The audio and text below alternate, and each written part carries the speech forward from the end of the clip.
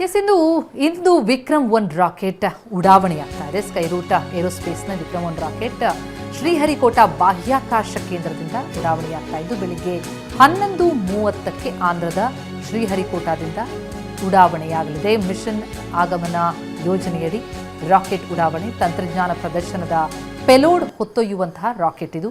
ಪ್ರಧಾನಿ ಬರೆದಂತಹ ಪ್ರಧಾನಿ ಹಸ್ತಾಕ್ಷರ ಇರುವಂತಹ ಪೋಸ್ಟ್ ಕಾರ್ಡ್ ಅನ್ನು ಕೂಡ ಈ ರಾಕೆಟ್ ಹೊತ್ತೊಯ್ತಾ ಇದೆ.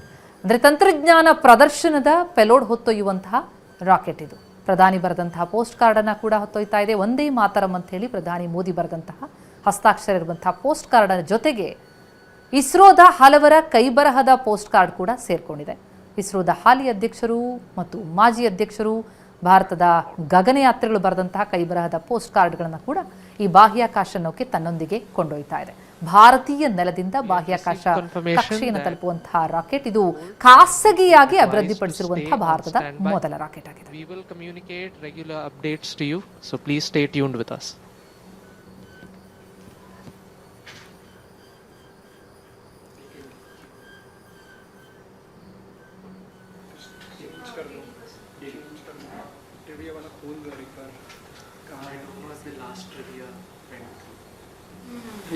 ಮಿಷನ್ ಆಗಮನ್ ಈ ಯೋಜನೆಯಡಿ ರಾಕೆಟ್ ಉಡಾವಣೆ ಆಗ್ತಾ ಇರುವಂತದ್ದು ಸಮಯ ಸನ್ನಿಹಿತ ಆಗಿದೆ.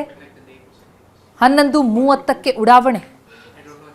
ಸ್ಕೈ ರೂಟ್ ಏರೋಸ್ಪೇಸ್ನ ವಿಕ್ರಮ್-1 ರಾಕೆಟ್ ಶ್ರೀಹರಿಕೋಟಾ ಬಾಹ್ಯಾಕಾಶ ಕೇಂದ್ರದ ಚಿತ್ರಣ ನೋಡ್ತಾ ಇದ್ದೀವಿ. ಇನ್ನೇನು ಕೆಲವೇ ಕ್ಷಣ ಆಂಧ್ರದ ಶ್ರೀಹರಿಕೋಟಾದಿಂದ ಉಡಾವಣೆ ಆಗತ್ತೆ ಈ ರಾಕೆಟ್.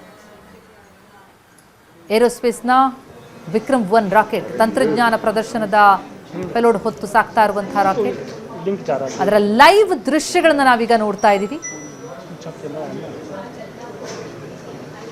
ಪ್ರಧಾನಿ ಬರೆದ ಪೋಸ್ಟ್ ಕಾರ್ಡ್ ಸೇರಿದಂತೆ ಇಸ್ರೋ ಈಗಿನ ಅಧ್ಯಕ್ಷರು, ಹಿಂದಿನ ಅಧ್ಯಕ್ಷರು, ಗಗನಯಾತ್ರಿಗಳು ಬರೆದಂತಹ ಹಸ್ತಾಕ್ಷರವನ್ನ ಕೂಡ ಈ ರಾಕೆಟ್ ಹೊತ್ತೊಯ್ತಾ ಇದೆ. ವಿಕ್ರಮ್-1 ರಾಕೆಟ್ ಉಡಾವಣೆಗೆ ಈಗ ಕ್ಷಣಗಣನೆ.